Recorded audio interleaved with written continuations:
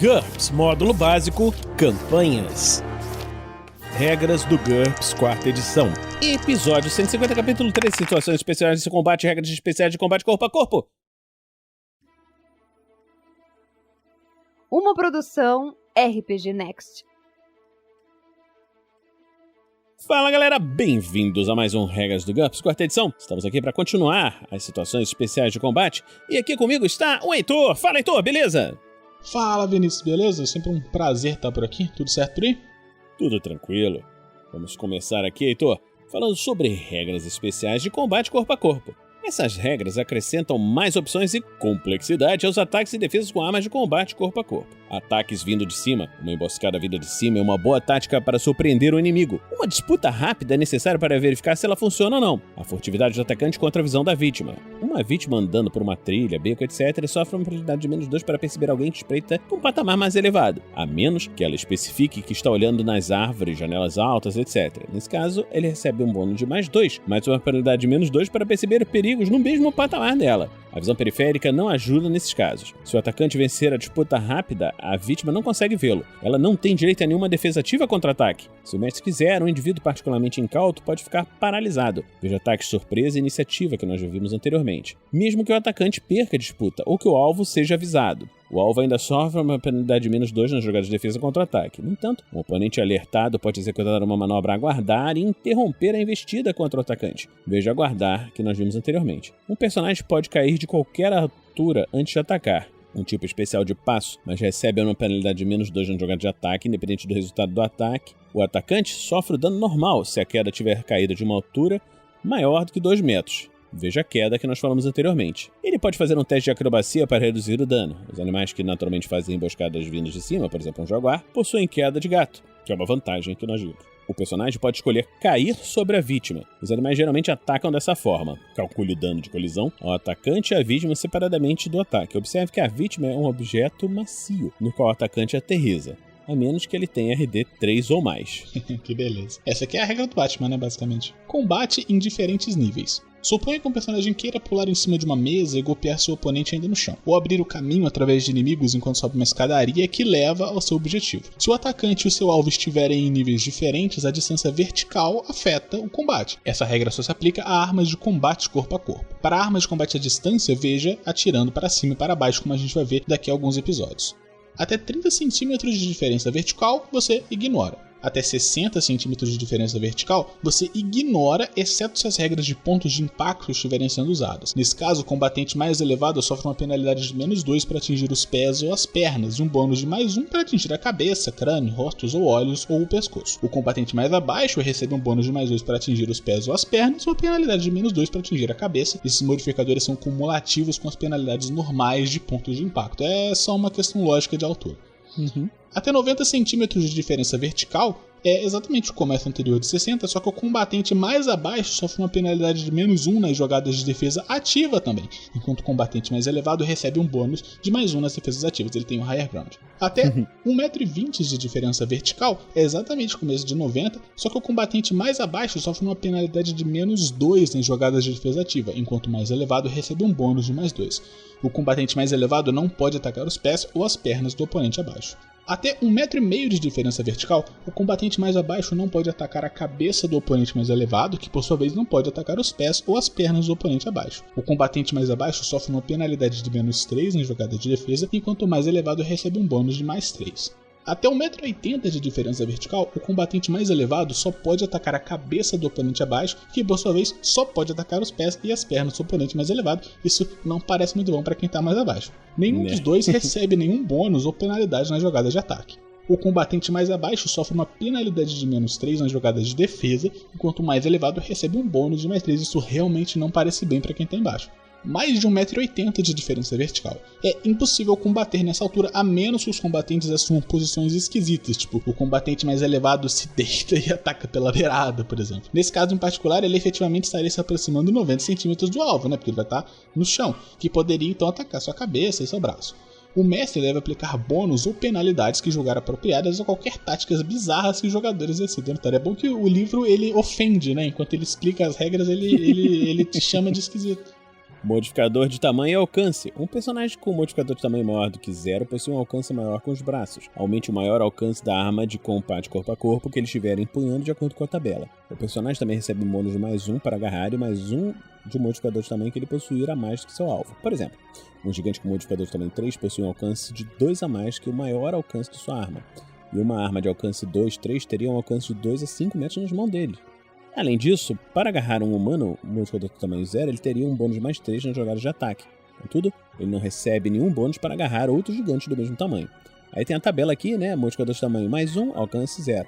+2, dá um alcance de +1, +3, +2, etc. Assim seguindo. Aí quando chega aqui, depois do 7, +7 dá um alcance de +10, +8, +15, +9, +20, +10, +30. Uma arma de alcance C passa a ter alcance 1 sem outros efeitos, aqui no caso do modificador de tamanho +1. Efeitos do alcance. Se uma arma ou um modificador de tamanho concede a um personagem um alcance de mais de 1 metro, cada metro depois do primeiro traz o oponente 90 centímetros mais próximo do personagem. Isso não faz com que o personagem fique mais próximo do oponente. Por exemplo, uma espada grande, tem um alcance de 2 metros, permite que o personagem lute como se o oponente estivesse 90 centímetros mais próximo. Se o personagem estava a 1,80 m abaixo dele, ele pode lutar como se estivesse a apenas 90 centímetros abaixo. O oponente, contudo, não receberia o mesmo benefício, a não ser que ele também estivesse usando uma arma com alcance longo. Ele é basicamente falando que, né, se você estiver usando uma lança para acertar alguém, realmente sua distância para poder atacar fica maior. Então, né, aquela tabela que a gente leu agora há pouco dá uma variada dependendo da arma. Distâncias comuns. Determine as distâncias usando o bom senso de acordo mútuo, de antemão, se possível, né, entre as partes envolvidas. Alguns exemplos, por exemplo, é que escadas comuns costumam ter degraus de 20 centímetros de altura. Para simplificar, talvez seja melhor usar 30 centímetros. O assento de uma cadeira tem menos de 60 centímetros de altura. Uma mesa de jantar comum tem menos de 90 centímetros de altura. O balcão de uma loja fica aproximadamente 1,20 m do chão. O capô de um carro, o leito de uma carroça ficam a 90 centímetros do chão. O teto de um carro, o assento de uma carroça ficam mais ou menos 1,5 m do chão. Ele tá só falando, né, assim, determine quais são as alturas antes das pessoas começarem a usar elas, porque isso vai ter problema. Técnicas especiais de combate desarmado. Segue algumas opções adicionais para combatentes desarmados que não querem só socar, chutar ou agarrar. A maioria dessas opções requer as perícias briga, judô, karatê ou luta greco-romana. Um personagem pode melhorar suas habilidades com algumas dessas técnicas. Veja o exemplo de técnicas em combate que nós já vimos lá no passado. Chave de braço. Uma chave de braço é uma tentativa de prender ou incapacitar um oponente torcendo o braço dele. Ela usa as perícias judô ou luta greco-romana. Para executar uma chave de braço, o atacante precisa ter as duas mãos livres e obter um sucesso numa tentativa de aparar desarmado com judô ou luta greco-romana contra um ataque corpo a corpo do oponente. No primeiro turno do atacante, depois que aparar o ataque, ele pode tentar pegar o braço do atacante se esse ainda estiver a até 1 metro dele. Trata-se de um ataque. O atacante entra num combate corporal e faz um teste contra o judô ou luta greco-romana para atingir. O oponente pode usar qualquer defesa ativa, inclusive aparar a mão com uma arma. Se o alvo fracassar na jogada de defesa, o atacante prende o braço dele. O oponente pode tentar se desvencilhar, veja ações depois de ser agarrado que nós já vimos anteriormente. Em seu próximo turno, mas o atacante recebe um bônus de +4 na disputa rápida. Cada vez que o alvo fracassar no teste, ele sofre uma penalidade cumulativa de -1, nas tentativas futuras de se desvencilhar. No próximo turno do atacante, nos turnos seguintes, até que o oponente consiga se desvencilhar, ele pode tentar ferir o braço agarrado. Os combatentes devem fazer uma disputa rápida usando o maior valor entre os NH de judô, luta greco-romana ou AST contra o maior valor entre ST ou HT da vítima. Se o atacante vencer, ele causa o número de pontos de dano por contusão igual à margem de vitória na disputa. A RD natural da vítima, a não ser que ela tenha limitação pele resistente, e a RD de qualquer armadura rígida protege normalmente. Armaduras flexíveis não têm efeito nenhum. Se a vítima tiver o braço incapacitado, ela deixa cair o que tinha naquela mão. A partir daí não é possível causar mais dano ao membro incapacitado, mas as disputas continuam a cada turno. Se o atacante vencer, a vítima sofre choque e atordoamento como se tivesse sofrido dano. Os testes para causar dano são completamente passivos e não contam como ataques. O atacante ainda pode simultaneamente desferir ataques de combate corporal contra o oponente, que se defende com uma penalidade de -4, além das demais penalidades devido ao dano que sofreu. Essa técnica também pode ser usada de forma ofensiva. Em vez de esperar para parar no ataque, o oponente pode agarrar o oponente normalmente com teste de judô ou luta greco-romana. Se o alvo não conseguir se desvencilhar, em seu próximo turno, o personagem pode tentar a chave de braço no turno seguinte, exatamente como se ele tivesse parado no ataque.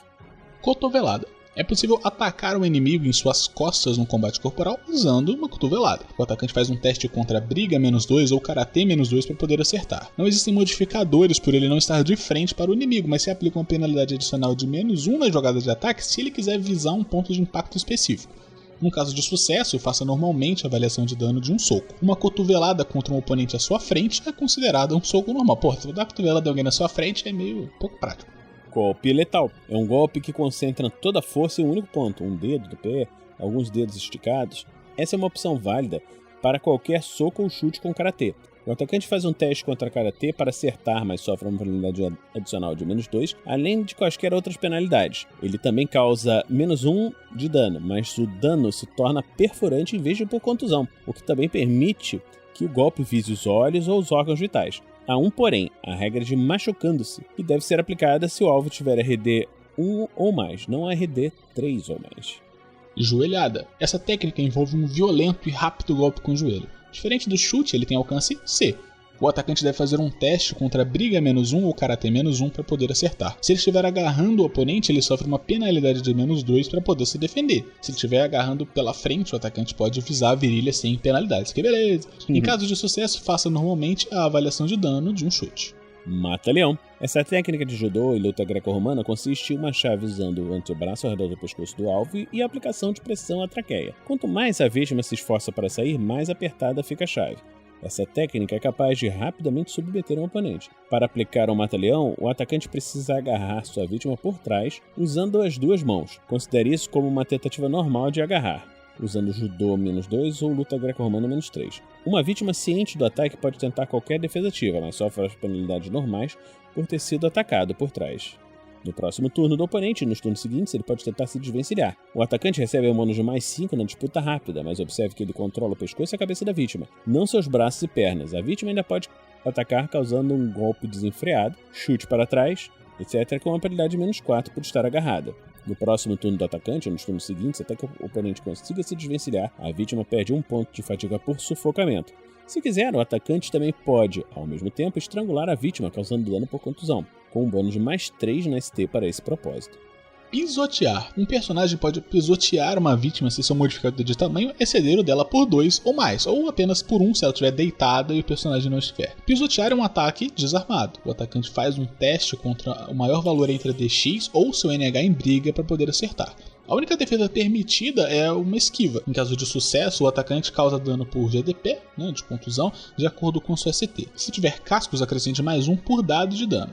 Quando um atacante derruba um oponente numa colisão ou encontrão e continua se movendo, ele automaticamente atropela e pisoteia o oponente. Nenhuma jogada de ataque ou defesa é necessária. Você faz a avaliação de dano imediatamente com base na metade da CT arredondando para baixo. Em todos os casos, se o modificador de tamanho do atacante exceder da vítima por 3 ou mais, você ignora o ponto de impacto e o ataque é considerado uma lesão de grande escala, porque é um ser gigante.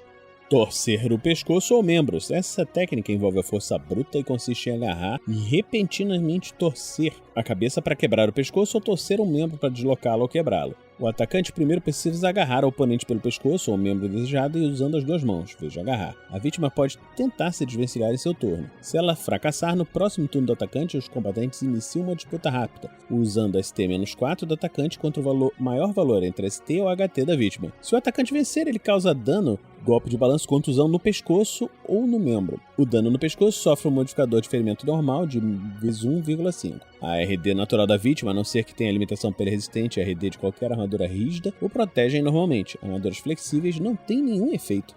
O atacante pode repetir essa ação nos turnos seguintes, mas o oponente também pode atacá-lo ou tentar se desvencilhar, sempre sofrendo as penalidades normais por estar agarrado. Armas improvisadas. Um personagem pode querer atingir o oponente com algo diferente de uma arma real. Nesses casos, o mestre deve tratar os objetos como armas com as quais eles mais se pareçam. Então, uma bengala, por exemplo, poderia ser um bastão curto, um porrete ou um bastão. Uma ferramenta pesada seria equivalente a uma massa, um malho. Uma corrente serviria como uma massa estrela desajeitada e assim por diante. Se uma arma improvisada for particularmente desajeitada, se acrescenta uma penalidade de -1 a -3 na jogada de ataque, ou nas tentativas de aparar com ela, ou se simplesmente aumenta a ST mínima necessária. Se ela for mais curta ou leve que a arma real do mesmo tipo, ou não muito afiada, por exemplo, se for tentando imitar uma lâmina, por exemplo, você reduz o dano ou o alcance. Então nós terminamos aqui mais esse episódio do Regras do GURPS, quarta edição. Esperamos que você esteja gostando dessa série. Se você está gostando dessa série, considere nos apadrinhar em picpay.me/rpgnext ou em padrim.com.br/rpgnext. Heitor, você quer deixar algum recado pra galera? Eu deixo o recado de sempre, um convite pro pessoal dar uma checada no Bar da RPG, que é o projeto de produção de conteúdo de RPG que eu tenho com a minha esposa Jaqueline. A gente está ativo principalmente no Instagram, em @bardabardarpg. A gente espera que vocês gostem e se puderem dar uma passadinha lá pra dar uma olhada, enfim, seguir a gente agradece pra caramba. Beleza, então. Então estamos terminando por aqui e a gente se encontra na próxima semana aqui no RPG Next. Regras do GURPS, quarta edição. Músicas por Kevin MacLeod e Scott Buckley. Uma produção RPG Next.